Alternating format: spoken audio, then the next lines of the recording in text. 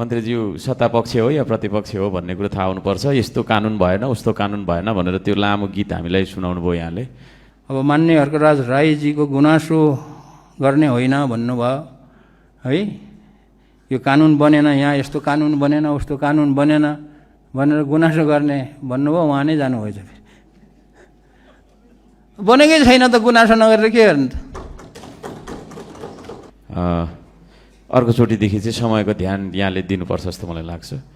धेरैले अनुसन्धान गर्ने, रिसर्च गर्ने, इनोभेसन गर्ने भनेपछि यो खेले जस्तो ठान्छन् क्या।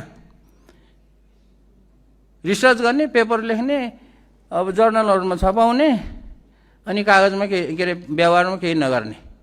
रिसर्चहरू गर्ने भनेर बजेट छुट्यायो, यहाँ भइरहेको छ, त्यस्तै भइरहेको भएर हो।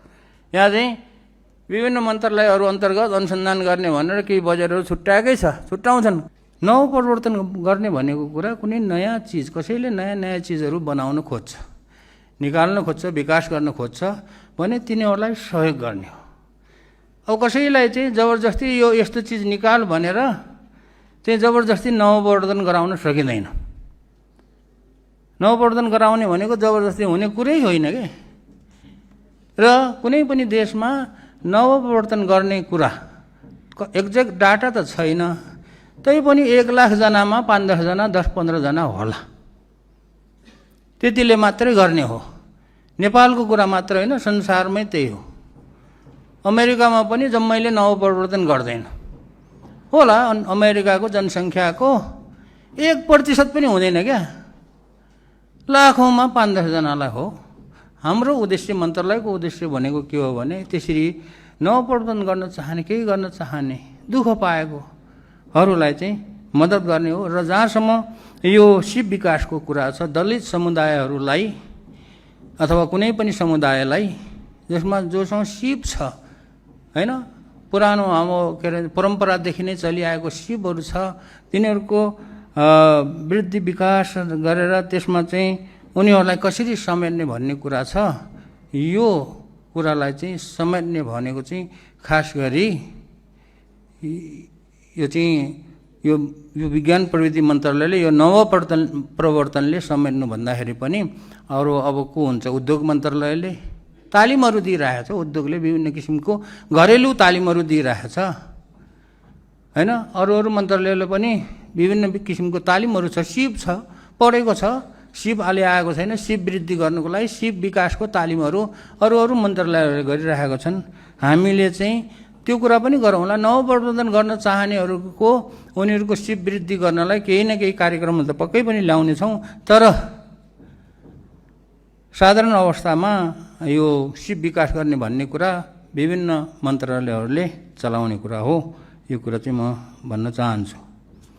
र माननीय गुरुप्रसाद बरालज्यूले भन्नुभएको जनशक्तिको निर्माण भन्नुभएको हो है। अनि विश्वविद्यालय विद्यालयहरूमा यसको चाहिँ के अरे विस्तार कसरी गर्ने यसलाई भन्ने कुराहरू उहाँले पनि गर्नुभएको छ। एउटा युनिभर्सिटी छ उहाँ उर्लाबारीमा, युनिभर्सिटीको नाम चाहिँ बिर्सेँ। उहाँहरूले पनि त्यस्तो विकास गर्नुभएको छ। उहाँहरूलाई पनि धन्यवाद छ, यसको स्वागत पनि छ। र यो जनशक्तिको निर्माण गर्ने भनेको पनि त्यही हो। तालिम दिएर के गरेर हुन्छ, जनशक्तिको निर्माण गर्ने।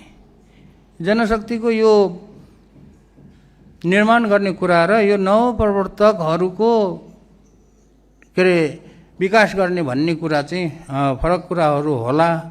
तर नवपरिवर्तनको विकास गरियो, कुनै एउटा प्रतिभा भएको सृजनशील व्यक्तिलाई नवपरिवर्तन गर्ने मौका दिएर उसलाई बेसरी खर्च गरिदिनुपर्छ। तपाईँहरूलाई थाहा छैन होला कि थाहा पनि होला कसैलाई, एउटा व्यक्तिलाई नवपरिवर्तन गराउनको लागि कुनै नयाँ काम गराउनुपर्छ भने कति खर्च हुन्छ भन्ने कुरा कुनै लिमिट हुँदैन। म तपाईँलाई राष्ट्रिय आविष्कार केन्द्रको उदाहरण दिन्छु। त्यहाँ कसैले नयाँ आइडिया लिएर आयो। आइडिया कस्तो क्रेजी आइडियाहरू पनि लिएर आउँछन्, हाँसो लाग्ने आइडिया पनि लिएर आउँछन्। सुन्नु त पऱ्यो नि, सुनिदिनुपर्छ। कसैले आइडिया लिएर आउँछ भने सुनिदिने हुनसक्ने छ, व्यावहारिक रूपमा राम्रो छ भनेदेखि सहयोग गर्ने। अब तिनीहरूलाई सिकाउने होइन, नवपरिवर्तन गर्नलाई सिप विकास गरेर नवपरिवर्तन गराउने होइन। यो एकदम फरक कुरा छ। कलेज खोलेर कलेजमा पढाउने भने जस्तो होइन नवपरिवर्तन गर्ने भनेको। नयाँ आइडिया छ, उसको दिमागमा चाहिँ के घुमिरहेको छ, त्यसलाई चाहिँ त्यो गर्ने वातावरण बनाइदिने हो क्या। त्यसलाई चाहिँ सिप विकास गराएर ट्रेनिङ दिएर त्यसलाई नवपरिवर्तन गराउने भन्ने हुँदैन, कुनै पनि देशमा हुँदैन। अनि उसलाई वातावरण बनाइदिने हो, लो गर बाबु भन्ने, फकाउने, फुलाउने, खाजा खुवाउने, भात खुवाउने, सुत्ने ठाउँ बनाइदिने, यसो मोबाइल रिचार्ज गर्ने पैसा दिने, जुत्ता किन्ने, चप्पल किन्ने पैसाहरू दिने, यसरी हो नवपरिवर्तन गराउने। र उसलाई फ्री छोडिदिने, उसलाई चाहिँ 10 बजेदेखि 4 बजेसम्म हाजिर गराएर नवपरिवर्तन गराउने भन्ने हुँदैन। उसले आफ्नो खुसीले जतिखेर गर्न मन लाग्छ, जे गर्न मन लाग्छ दिने, र उसले चाहिँ आफ्नो सिप आफैले वृद्धि गर्दै जाने हो, आफैले वृद्धि गर्दै जाने हो। आविष्कार केन्द्रमा त्यो हामीले त्यसरी गराइरहेछ। अनि त्यो गराउनको लागि त्यसलाई यति पैसा लाग्छ भन्ने छैन। मोटामोटी तेरो आविष्कार गर्नलाई कति पैसा लाग्छ बाबु भनेर सोध्यो भने 2-3 लाख रुपियाँ लाग्छ भन्यो मानौ, त्यो पुग्दैन क्या त्यो 2-3 लाखले। प्रष्ट उदाहरण छ। 2-3 लाख लाग्छ भनेकोलाई अहिले 20-30 लाख रुपियाँ हामीले खर्च गरिरहेको छ। 20-30 लाख लाग्छ भन्नेलाई 2-3 करोड रुपियाँ पनि खर्च गरिदिएको छ। अनि 5-6 महिना लाग्छ भन्नेले 2-3 वर्ष पनि काम गरिरहेको थियो। यसरी चाहिँ सिप वृद्धि, त्यसको ज्ञान वृद्धि गर्ने कुरा, उसलाई चाहिँ इनोभेटिभ आइडिया भएको मान्छेहरूलाई उसैले गर्दै सिक्दै लैजाने हो। र यो जनशक्ति निर्माण गर्ने भन्ने हुँदैन। जनशक्तिलाई, त्यस्ता किसिमका नवपरिवर्तन गर्ने जनशक्तिलाई चाहिँ वातावरण बनाएर उसलाई हुर्काउने हो। यो चाहिँ तपाईँहरूले गर्नुहोला। र विद्यालयहरूमा पनि अघि मैले भने, विद्यालयहरूमा मैले भनेको के थियो भने स्थानीय सरकारले पुँजीगत खर्चको 1% खर्च गरेर त्यहाँको विद्यालयहरूमा सानोतिनो होइन विज्ञान प्रविधि, अब त्यो हो STEM भन्छन्, साइन्स होइन को कुराहरू, विज्ञानको कुराहरू कसरी चाहिँ अगाडि बढाउने, त्यहाँको विज्ञान शिक्षकहरूलाई चाहिँ परिचालन गरेर सञ्चालन गर्ने भन्नेहरू हो। अनि एउटा औषधि जन्ने कुराहरू, यो चाहिँ हामीले सिरियसली लिएको छ। औषधि भनेको हाम्रो जडीबुटी नेपालको ठुलो सम्पत्ति हो। हाइड्रो भने जस्तै हाइड्रो सम्पत्ति हो भन्छौँ हामीले, त्यसरी जडीबुटी पनि ठुलो सम्पत्ति हो। तर सम्पत्तिको युजै भएको छैन। आजभन्दा झन्नै कति वर्ष, 30-40 वर्ष अगाडि सुरु गरेको हाम्रो वामदेवजी र अर्को के हो बालकृष्णजीले पनि सुरु गरे त 30-40 वर्ष जति अगाडि त रहेछ त। उहाँहरूको पनि सानो थियो अरे पहिला त, अहिले अरबपति जेट किन्ने भइसके। किन? विकास गरेर भयो नि। त्यस कारण यसमा जडीबुटीको लागि केही विकासै भएको छैन। यसमा अनुसन्धान नवपरिवर्तन केही भएकै छैन। गर्ने भनेर त्रिभुवन विश्वविद्यालयको उतापट्टि चाहिँ कीर्तिपुर जाने बाटोको बाटोको यतापट्टि चाहिँ एउटा अनुसन्धान केन्द्र, तालिम केन्द्र भन्ने खोलेको छ। त्यहाँ चाहिँ काम भएको छैन। त्यो मैले कसरी थाहा पाएँ भने म चाहिँ त्यहाँ आविष्कार केन्द्रमा बस्दाखेरि हुम्लाबाट, डोल्पाबाट, यता माथि मुस्ताङतिरबाट जडीबुटी लिएर आउँछन् गाउँलेहरू। लु यस्तो जडीबुटी छ, यसको यस्तो गुण छ, उस्तो गुण छ भन्छन्। अब यसलाई त जाँच गर्ने त गरिदिनु पर्यो भन्छन्। अब हामीलाई त आउँदैन त्यो राष्ट्रिय आविष्कार केन्द्रमा। मैले चाहिँ यो चिज लिएर त्यहाँ जानुहोस् भन्न त्यहाँ पठाइदिन्छु, त्यहाँ केही पनि गरिदिएन भन्छ।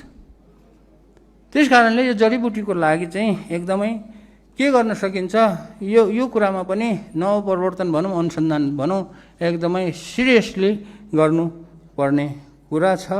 र उहाँले एउटा कुरा अर्को राख्नु भएको थियो, मैले यहाँ बिर्सेँ क्या, दिमागमा सोच्दा के राख्नु भएको थियो मान्यज्यू? योभन्दा बाहेक राम्रै कुरा राख्नु भएको थियो, बिर्सेँ। ल अब म अर्को भन्छु, नवपरिवर्तनको कुरा। आइडिया होइन, त्यो त छ यहाँ, त्यो आइडिया ब्याङ्कभन्दा बाहेक माथि, त्योभन्दा अगाडि